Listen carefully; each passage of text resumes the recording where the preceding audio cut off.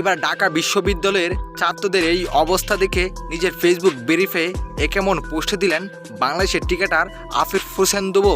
দর্শক, আপনারা ইতিমধ্যে সবাই জানেন পুরো বাংলাদেশে চলছে এখন ছাত্রদের আন্দোলন, যেখানে ছাত্রদেরকে কেন্দ্র করে প্রধানমন্ত্রী বক্তব্য দিয়েছেন যারা এই আন্দোলন করছে সবাই রাজাকার।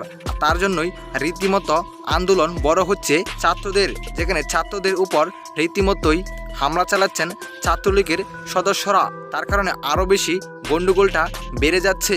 এদিকে ছাত্রদের উদ্দেশ্যে বাংলাদেশের অনেক ক্রিকেটাররাই ইতিমধ্যে এই বিষয় নিয়ে পোস্ট করেছেন, তবে পোস্ট করতে ভুল করেন নাই বাংলাদেশের ক্রিকেটার আফিফ হোসেন দুবো, যেখানে তিনি দেশে নিয়ে অনেক সুন্দর একটি পোস্ট করেছেন, যেখানে তিনি লিখেছেন, দেশটা আমাদের সবার, আমরা শান্তি বিশ্বাসী, অশান্তি নয়, আমরা কোনো ভাই বোনের রক্ত আর না জোরক, অযুক্তভাবে চলমান সংকট নিরসন হোক, চলমান পরিস্থিতি দ্রুতই শান্তি রূপ নিবে, স্বাভাবিক হয়ে যাবে সবকিছু, এমনটাই আশা রাখি। তো দর্শক, আফিফ হোসেনের এমন পোস্ট আপনার কাছে কেমন লেগেছে জানাবেন আপনার মতামত আমাদের এই ভিডিওর কমেন্ট বক্সে।